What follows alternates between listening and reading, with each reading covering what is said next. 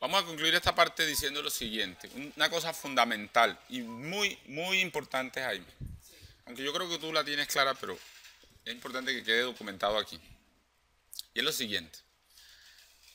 En cada celda de Excel debería existir un solo dato. No deben existir varios datos en una celda de Excel. Exacto. Ahora, no es lógico. De pronto tú lo puedes hacer, ponerle aquí la comita y el otro número. Y en última no va a pasar nada, ¿cierto? Te va a funcionar. Máximo que eso es un dato alfanumérico que no vas a hacer ninguna operación con ello y demás. Pero técnicamente es un error hacer eso. ¿Sí? Exacto. Sería mejor dividirlo. O por ejemplo poner la edad, digamos aquí 12 y la fecha de nacimiento. 13 de marzo del 80. Ahí hay un error. ¿Por qué? Porque ni es la edad ni es una fecha. ¿Sí es claro eso? Muy bien, muchachos. Entonces, esa parte creo que debe quedar muy bien clara entre nosotros, porque de otra manera estamos incurriendo en errores que realmente son demasiado básicos y que pueden representar reproceso en muchas operaciones que hacemos. ¿De acuerdo? Bien, vamos a pasar ahora a mirar un poquito sobre el tema de las fórmulas y funciones en Excel. Vamos a cerrar este archivo, creemos uno nuevo, para que arranquemos de cero aquí. Les decía entonces que una fórmula en Excel debe iniciar con el signo igual. Bueno, acabo de recordar algo, volvamos acá un momentico. Puede ser necesario, en algunos casos, que yo quiera que un dato determinado, siendo número, se comporte como texto. ¿Sí me hago entender? O sea, forzar a que un número se comporte como texto. Por ejemplo, este 12.000. ¿Cómo hago para obligarlo a comportarse como texto?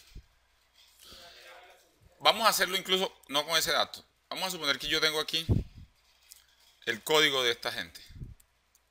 Entonces este es el 1, el 2, el 3, el 4 y así sucesivamente. Pero yo no los quiero así, los quiero con 001, 002, 003.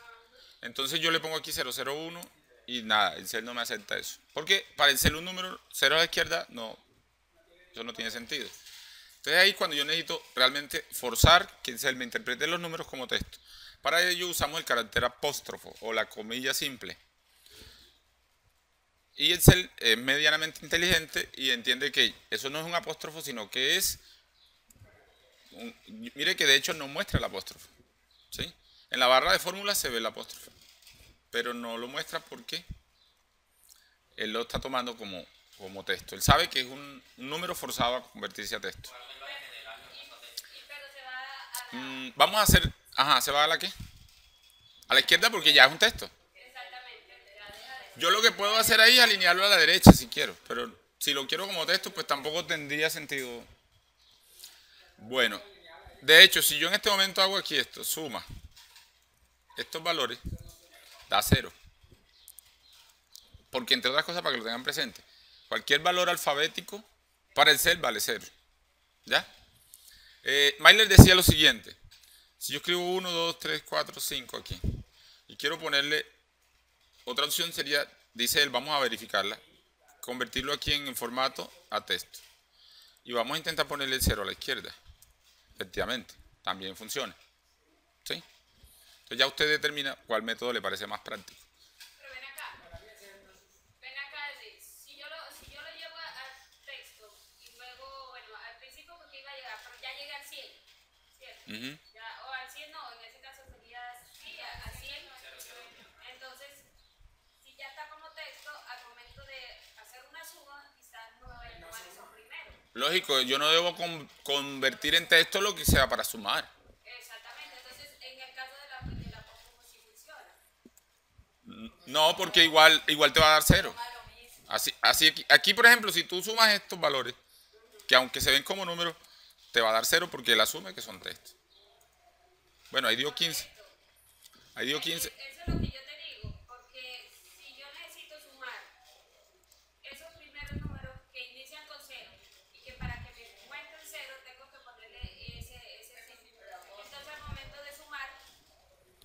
Lili, lo que pasa es que si tú le vas a poner ese 0 a la izquierda es porque ya no es un número, ya es un código.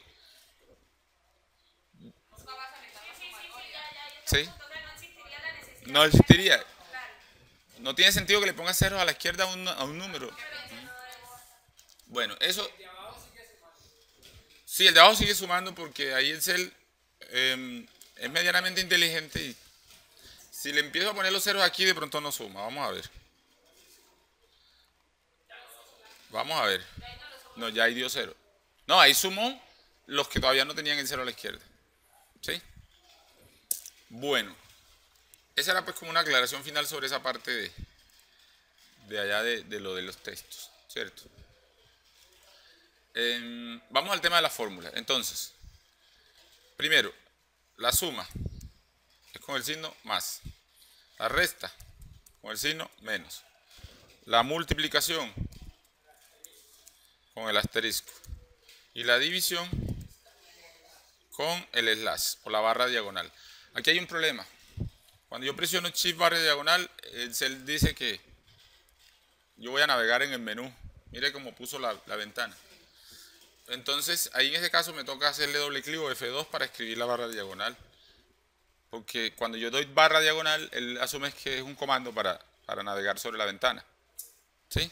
De hecho, hagamos el ejercicio aquí otra vez. Cuando él pone esas letras ahí, significa que yo, si presiono la U, me va a ir a fórmula. Y si quiero ir, por ejemplo, a administrador de nombre, presiono la G. Es una forma también de navegar en Excel con el teclado.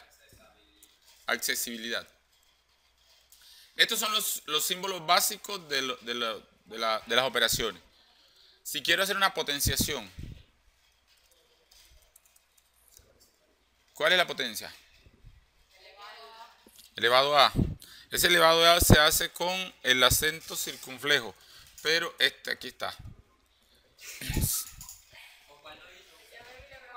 No, aquí el teclado lo tiene.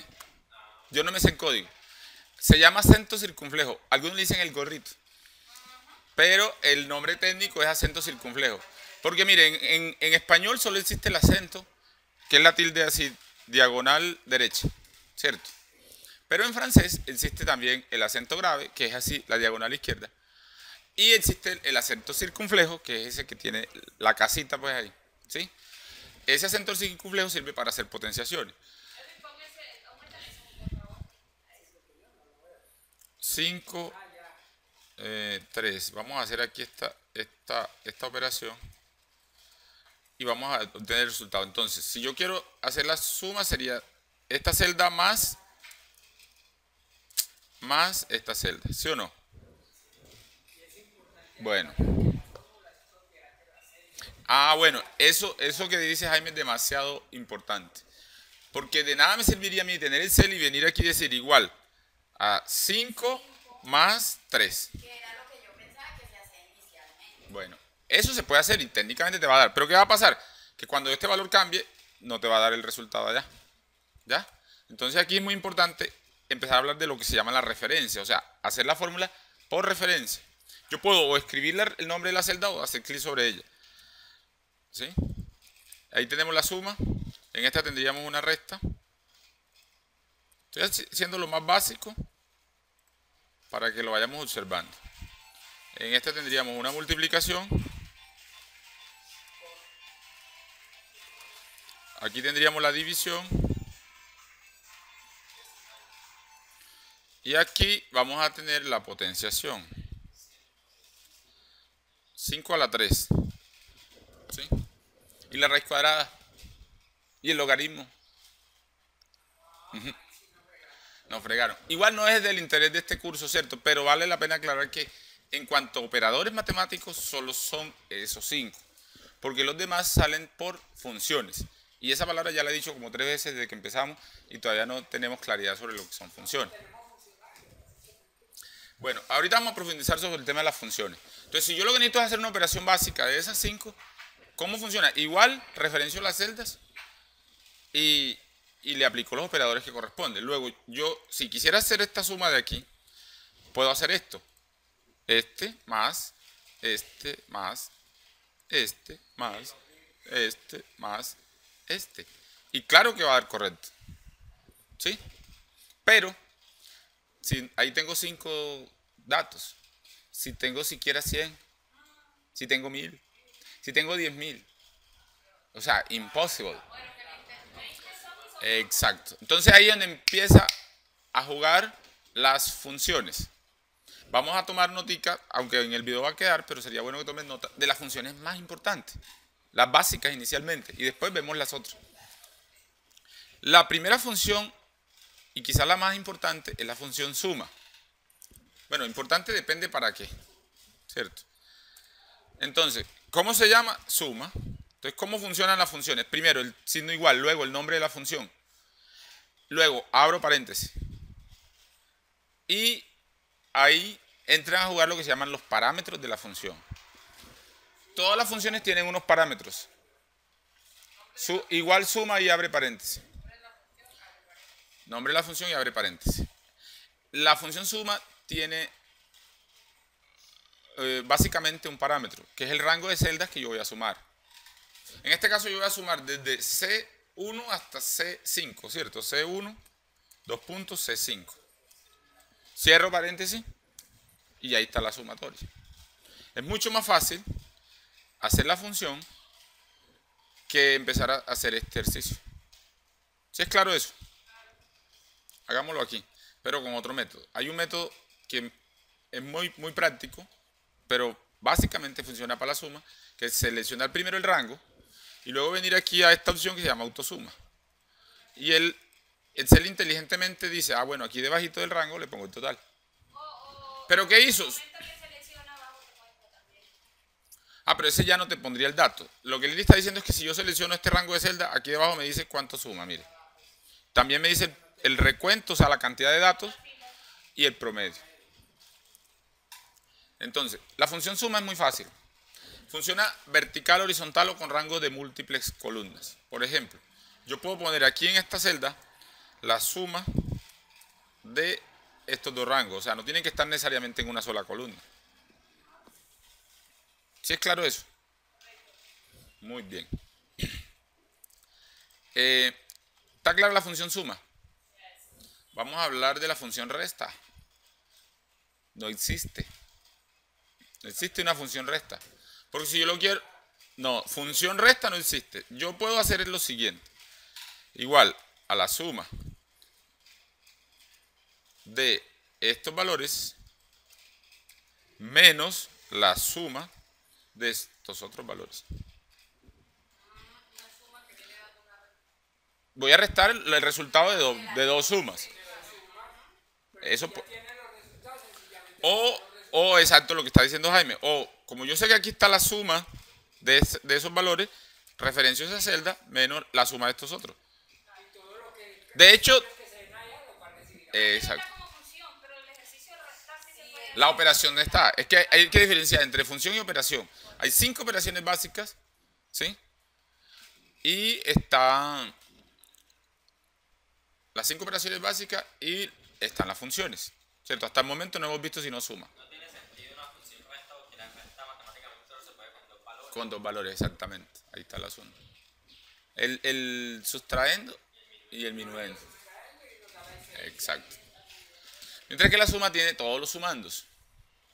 ¿Estamos claros ahí? Muy bien. Vamos a ver otra función importante que se llama la función promedio. Para ello vamos a cambiar un poquito estos valores para que... No, multiplicación es una operación, no más. Ah, bueno, pero antes de eso quiero que veamos lo siguiente. Esto es una fórmula, ¿sí o no? Cuando yo me paro sobre este dato, veo el dato. Cuando me paro sobre la celda que es una fórmula, en la barra de fórmula, veo la fórmula. Y algo más importante, si le doy F2, veo las referencias con colores. Excel en eso me parece espectacular porque me ayuda fácilmente a identificar de dónde viene ese valor. Por ejemplo, este 6, bueno, ¿y esto qué es? Ah, bueno, entonces esto es la resta de esta suma menos esta suma. Ah, muy bien. ¿Sí? Y lo mejor de todo es que si yo voy cambiando aquí los valores, todos los valores que son calculados se van actualizando automáticamente. ¿Claro eso? Muy bien. Y vamos a ver la función promedio. Entonces aquí está suma. Ahora vamos a hacer el promedio. La función promedio es muy simple. Simplemente igual, promedio, abro paréntesis, selecciono los valores que voy a promediar y cierro paréntesis. Y aquí ya tengo el promedio. ¿Para qué sirve un promedio? ¿O qué es un promedio? Noemi, ¿cómo se interpreta eso? Promedio de, que no sé, quisiera como buscar el ejemplo para explicarlo mejor. No sé explicarlo. Sé que cuando tú promedias algo, promedio de edad de mujeres, de necoclista. El promedio apunta más a la estadística y sí, como el dato general, es un término medio. Por eso se llama promedio de mujeres entre tantos años de que hacen tantos. Luz Dari, ¿qué dice? La media estadística, que es la suma de todas las unidades dividido entre el número de unidades. Exactamente. Pero ojo, que los promedios tienen un problema. Vamos a hacer este ejemplo que les voy a decir. Resulta que yo tengo aquí los días del mes, del 1 al 31, este mes de 31 el que vamos a tomar aquí de ejemplo. Bueno, aprovechemos la oportunidad para explicar esto, ¿cierto? Yo no quiero escribir el 1 al 31 ahora, tengo mucha pereza. Hay varias formas de hacer eso. Escribo el 1 y el 2, con eso le doy pista al cel que va a aumentar de 1 en 1. Lo selecciono y arrastro hacia abajo. Hasta el 31. Estos son los días del mes. Pero si quiero que me lleve ese uno sostenido hasta abajo. Ah, no lo sabe hacer. En ese caso, arrastro el 1 solo. Porque para eso es la pista del 2. Cuando voy un solo número, lo arrastro solito. ¿Sí? De hecho, si yo pongo aquí un 3, 1 y 3, entonces, y relleno, él va a decir 1, 3, 5, 7, va a inventar de 2 en 2. De 2 en 2. Bueno, entonces este es el día, y digamos que esta es la venta de ese día. Mire pues lo que pasa en este negocio. Vamos a aprovechar, para no ponerme a digitar las ventas del día aquí ahora, para que aprendan otra función. Hay una función que se llama aleatorio.entre. ¿Cómo así? Vamos a escribirla y ahorita vemos el efecto. Aleatorio.entre. Esta función me pide dos parámetros. Judy la conoce. La función aleatorio.entre sirve para generar datos al azar. Al azar, así como dice. Y yo le digo, bueno, me va a generar datos entre 100 y 1000. ¿Ya? Y él me da un dato, 757. De hecho, si le doy aquí doble clic y le vuelvo a dar enter, ya sale otro, porque es aleatorio. Y relleno esta función hasta acá. Con datos aleatorios. Entonces aquí hay datos aleatorios. Dato importante de una vez. Como esa función me va a estar cambiando los valores, yo los quiero fijos, ya los generé, los acabo de seleccionar, los voy a copiar y los voy a pegar de nuevo ahí mismo, pero como valores. O sea, ya no me va a tomar la fórmula o la función, sino que me va a pegar el valor exacto. Mira que ahí ya no hay una fórmula. Claro, para que no lo continúe cambiando. Exacto. Entonces mira que este negocio vende así redondeado valores entre 100 y 1000. ¿Cierto? En ese mes X que estamos evaluando ahí. Pero resulta que un día cualquiera, por casualidad de la vida, el día 7 de ese mes, vino a ese negocio, pasó algo extraordinario y ese día vendió 35.000. Algo extraordinario. Puede pasar en un negocio, ¿cierto? Y resulta que el administrador del negocio le presentó al vendedor, al dueño, al administrador, que su promedio en venta, oiga bien, promedio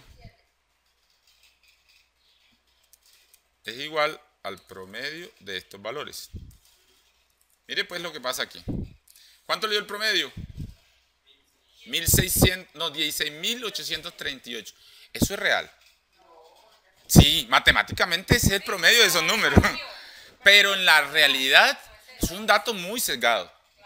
Eso hay que tenerlo muy presente cuando se está haciendo análisis con promedio. Aquí los restaurantes venden diariamente 100.000 pesos en comida, pero en la fiesta de Congo vendieron 3 millones en un día. Exacto. Eso es lo que en estadística se llama un dato outlier. Para eso hay una cosa, y no vamos a profundizar en estadística, pero quiero llegar al menos a lo siguiente, a la siguiente función, que se llama desviación estándar. La desviación estándar es la que me permite ver, bueno, ese promedio qué tan lejos está realmente de los promedios reales. ¿Sí me hago entender? Luego, entonces, desviación estándar. Esa es otra fórmula, Es otra función. otra función. Se llama desviación estándar. A ver si me acuerdo cómo se llama aquí. Dev estándar, sí. Y tomo los mismos valores que usé para sacar el promedio.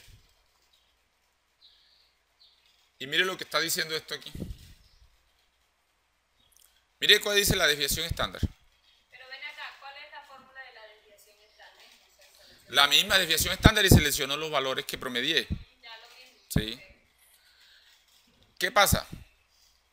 ¿Qué me está diciendo? El promedio es 1863. 1683. Pero con ese promedio, la desviación estándar es de 6181.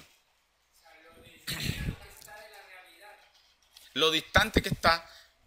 ¿Cómo se interpreta la desviación estándar? Me está diciendo que pueden ser 1683 más 6100 y pico, o 683 menos ese 6000 y pico.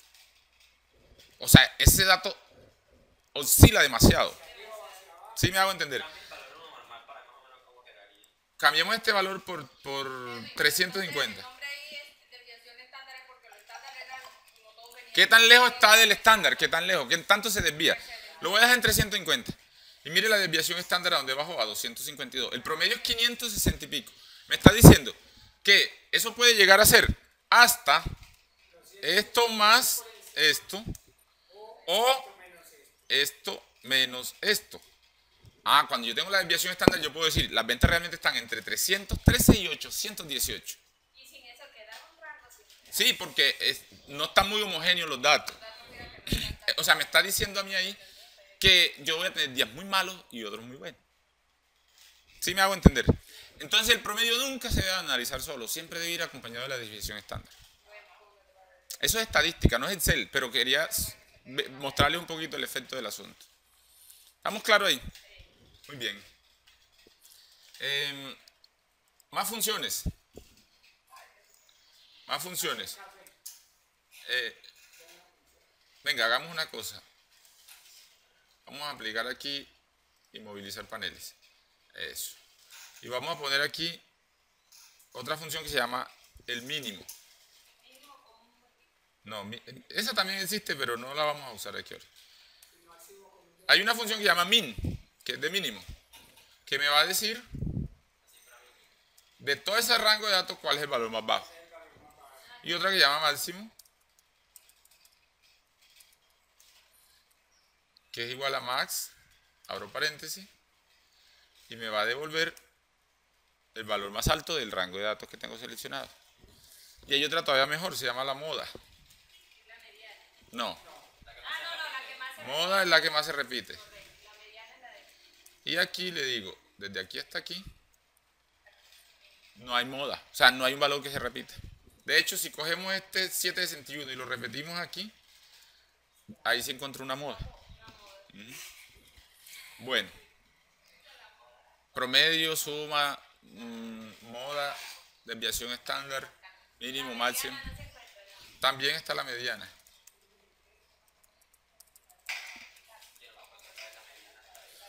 La mediana es muy parecida a la media. Realmente no me acuerdo qué da la mediana. Los valores más. No recuerdo la explicación estadística de la mediana. Pero es muy parecida a la media, solo que es distinta. Bueno, esas son funciones muy básicas y más allá de cualquier otra cosa lo que quería era mostrarle cómo es que funcionan las funciones. Exacto. Vamos a hacer otro ejercicio que ya nos va a empezar a dar una idea más amplia sobre lo que son las referencias. Y vamos a empezar a diferenciar referencias relativas de referencias absolutas. ¿Han escuchado hablar de eso? Claro. Lili sí, Jaime sí, los demás. El nombre por ahí. El nombre por ahí. Maile nada, perdido. De pronto sí sabe qué es, pero no lo conoce por el nombre.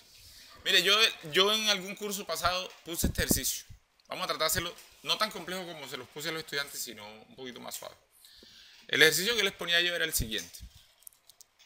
Hubo una oleada invernal, ¿cierto? Entonces hay unos damnificados de inundaciones. La Cruz Roja hizo una recolección de de cosas, de mercado, alimentación para repartirle a las veredas. Y tenemos el siguiente dato. Vamos a poner aquí la vereda 1. Cuando pasa esto, aprovechemos. Cuando yo tengo un texto seguido de un número, si yo arrastro, el cel hace lo siguiente. Así. Pero no vamos a poner tantas, pongamos solo 5 veredas por el momento. Además de eso, los víveres que recolectó fueron panela, arroz, aceite, café, atún. No le pongamos más para no complicar la vida. Bueno, de estos, de aquí, de panela recolectó, dígame un número, 1235 panelas, 12.567 libras de arroz, 1.234 libras de litros de aceite.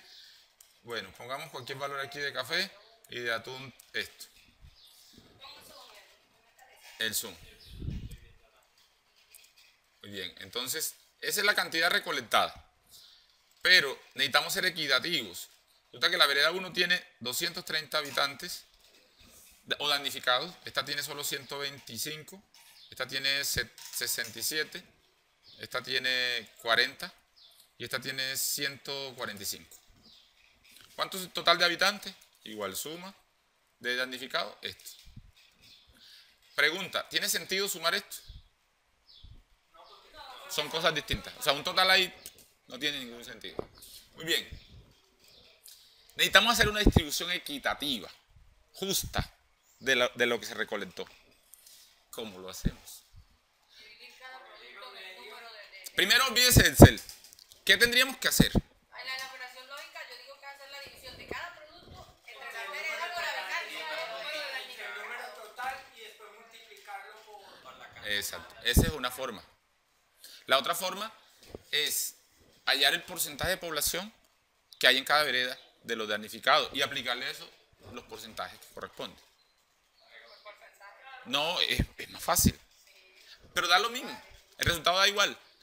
De hecho, hagámoslo de las dos formas para que practiquemos porcentajes también. ¿Vale? Listo. Entonces, vamos a hacerlo primero con los porcentajes. Es más, antes de hacerlo, vamos a duplicar esta hoja y aprendamos a duplicar una hoja. Para que luego tengamos los daticos para la otra. Entonces yo selecciono la hoja, presiono control y arrastro un poquito a la derecha. Sin soltar control, suelto el clic. Y ahí sí, ya tengo hoja 3, entre paréntesis 2 y tengo la otra, con la misma información. ¿Sí? ¿Claro eso? Muy bien, entonces voy a insertar una fila aquí para poner aquí los porcentajes. Igual, ¿cómo se calcula el porcentaje de población afectada de la vereda 1 sobre el total? Sobre 100. No. Divido la cantidad de habitantes de la vereda 1 entre el total. Muy bien, Jaime. En Excel no sería muy interesante multiplicarlo por 100. Matemáticamente, esa es la fórmula. Pero en Excel es mejor quedarse con este número y venir aquí y decirle que eso es. Bueno. Entonces, eso, Jaime, muy bien. De hecho, le pongo decimales para ver qué la cosa. Jaime dice, arrastro la fórmula. Oh, qué bien. ¿Hasta dónde está aquí, cierto, Jaime? ¿Qué pasó? Ahí está el lío. Allá voy. ¿Se acuerdan que empecé diciendo esto? Referencias absolutas y relativas. Vamos a revisar la fórmula que le hicimos mal. Estoy dividiendo C2, que es 230, entre el total. Eso es. Muy bien. ¿Y entonces qué le pasó a esta? Ah, como la corrí, Excel dijo. El Excel no piensa en el dato ni en nada. Él dice, es la que tengo encima, dividí entre la que está 5 pasos a la derecha. ¿Sí o no? Luego, entonces, en la siguiente columna, él tendría que dividir por la que está allá. Y allá no hay nada. División por 0 es un error matemático. Los que terminaron el bachillerato, y yo creo que todos, vieron alguna vez que eso le da un valor indeterminado. ¿Cierto? Da error en la calculadora. Da numeral div 0 en Excel. ¿Sí? Entonces, ¿cómo resuelvo ese problema? Pues una forma, la colombiana sería hacer 1 por 1, ¿cierto? Entonces, claro, yo vengo y digo, no, es que no puedo correr la fórmula como Jaime sugirió porque no me daría, porque se va corriendo. Pero, ¿y si no son 5 columnas, sino que son miles? ¿Cómo resuelvo el problema? Excel es muy inteligente para eso. Entonces, borremos esto que habíamos hecho aquí. ¿Dónde está la clave de esto? Es decirle al Excel que la cantidad de cada vereda es de acuerdo a la posición de la celda. Pero en cuánto voy a dividir es un valor fijo. O sea, no me lo vaya a correr para la derecha porque no es allá. ¿Cómo le indico eso al Excel? La forma de hacer una referencia absoluta, que así se llama, es agregarle el símbolo de dólar antes de la letra que indica la columna y antes del número que indica la fila. Con esto, yo le estoy diciendo al Excel, vea, va a dividir C2, que no es C2, sino la celdita que tenga encima de donde esté la fórmula. Entre esa celda siempre esa. ¿Es claro eso? Exacto. Cuando yo arrastre, ahora sí. Y si se fijan, en todos dividió la de encima sobre la otra misma. ¿Cómo lo hizo? Haciendo la referencia absoluta. Referencia absoluta. Absoluta, ¿por qué? Porque no es relativa a su posición, sino que siempre va a referirse a esa celda. ¿Estamos claros? Vamos a hacer una aclaración adicional aquí. Cuando yo vengo aquí y voy a dividir entre estas celdas, ¿yo qué hago? La selecciono. Yo ahorita aquí hice, le escribí el signo de dólar antes de la H y antes del 2, ¿cierto? Pero también puedo usar la tecla F4 en ese momento. Y el Excel le pone los simbolitos. Pero debo hacerlo justo después de seleccionar la celda, porque si ya hago otra cosa, ya el Excel no entiende eso. Ese F4 ¿para qué sirve? ¿Estamos claros? Bueno. Entonces hago la referencia hasta aquí. Aquí faltó poner la palabra total. ¿Sí o no? Como esto, ahí ya sabemos qué porcentaje de estos valores debemos. Exactamente. Vamos a hallar el porcentaje de panelas que hay que darle a la vereda 1. ¿Sí o no? Entonces digo, mire pues, este porcentaje por la cantidad de panelas. Muy bien. ¿Sí o no? Excelente. ¿Y qué hacemos aquí? ¿Cuántas panelas le tocan a la vereda 1? 467 panelas. Quitémosle esos decimales porque las panelas son enteras. Yo no voy a ponerme a partir panelas. No hay tiempo para partir panelas, exacto. Entonces, ¿qué debo hacer? ¿Rellenar, sí o no? Ah, y vuelve y juega el problema. Mire pues, ¿qué va a hacer el Excel en la siguiente? Me está dividiendo 468, que no es un porcentaje, y por eso me hace el número tan largo. Perdón, lo está multiplicando por este número. O sea, eso. Aquí la fórmula también debe ir relativa. Perdón, absoluta. Absoluta. Pero ojo que aquí viene una cosa. Él me va a tomar siempre el valor de la izquierda. Pero con el fijo de ahí arriba. Muy bien. Entonces pongámosle C3 con los dos caracteres y hagamos el ejercicio. Ah, ahora sí. ¿Sí o no? C3 no, F4. A la celda C3 le ponemos. Aquí estaba así.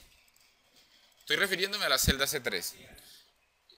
Cuando yo estoy parado ahí le puedo dar F4 para que le ponga los símbolos de dólar. ¿Sí? Y relleno hacia abajo y ya resolví el problema. ¿Sí o no? Veo un problema. ¿Ustedes no lo ven? Exacto. Yo como el cuadrito es tan pequeñito, pues yo me puedo dar la pela. O sea, eso no es problema. Pero si fuera muy grande, yo tengo que pensar bien qué es lo que voy a hacer. Porque si yo relleno este valor hacia acá, mire lo que va a pasar. Me va a seguir tomando el C3 porque está absoluto el C3.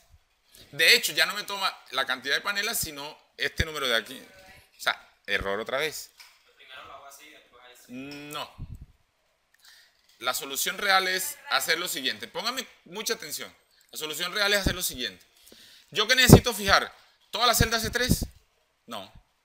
Necesito fijar solo la fila C3, porque la columna es relativa a la posición.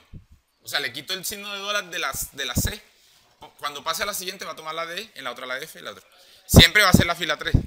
Pero solo fijo la fila, la columna no queda fija. Y viceversa. En el otro rango, siempre me va a tomar la columna B. Y la fila será de acuerdo a la posición. Luego entonces el signo de dólar va ahí detrás. Mírenlo bien, igual en el video queda repetido. Si yo relleno hacia abajo, perfecto. Si relleno hacia la derecha, perfecto. De hecho, mire, ¿tomo los que son o no? Ahí. Espere. Claro. ¿Sí ve? Y de hecho puedo rellenar todo hacia abajo y todo hacia la derecha. ¿Sí es claro? O sea, el dólar lo puedo ubicar tanto para la columna Como para fila. ¿Lo puedo fijar para las dos o para una sola de las dos? No, por el contrario. En este caso, vamos a borrarlos para que repitamos un poquito el ejercicio. Mire, lo que teníamos ahora era esta fila, esa celda C3 fija y esta relativa. Así estaba, ¿cierto? Cuando yo hago eso así, me va a funcionar para esta columna. Porque el que está diciendo, la celda por la que va a multiplicar es la que tiene a su lado izquierdo. Y eso está bien. Y la que va a multiplicar aquí siempre va a ser la C3. Y eso está bien para esta columna. Pero si yo arrastro este valor a esta otra columna, ya no está bien. Porque mira, primero, él dice la de la izquierda, ya no es este valor de panela, sino que está tomando el que no es. Y encima de eso me está multiplicando por el porcentaje de la vereda 1 cuando ya estoy sobre la vereda 2. ¿Sí o no? Luego, entonces, la fórmula no está general, está todavía muy específica. Yo tengo que generalizarla. Para poderla generalizar, ¿qué le digo? Hombre, cuando yo arrastre hacia la derecha, la fila va a seguir siendo la misma, la columna no.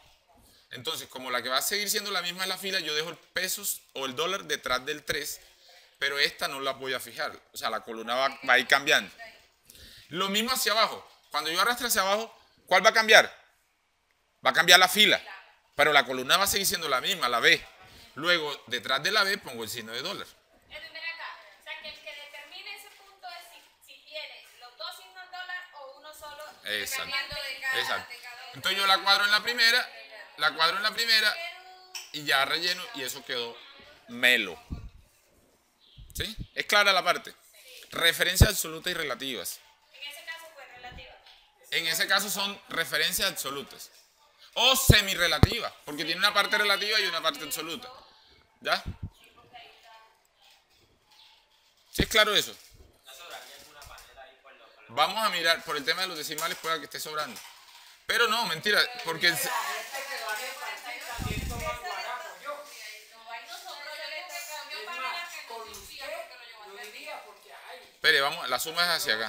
No sobra, al contrario, no es que hay una manera que no había media, pero ¿y la sacó de dónde? No, se le agrega el otro por aproximación, sí. Se la tira ya al Ahí está. Sí, claro. Entonces, ¿cómo les pareció esa parte?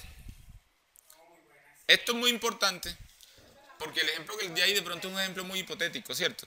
Pero me gusta por lo que aplico todas las posibilidades, las absolutas totales, las semiabsolutas y las relativas y tales. Pero sí es muy usual eso, porque hay muchas ocasiones donde yo tengo que multiplicar, digamos, los datos de una columna siempre por un mismo valor allá quieto aparte.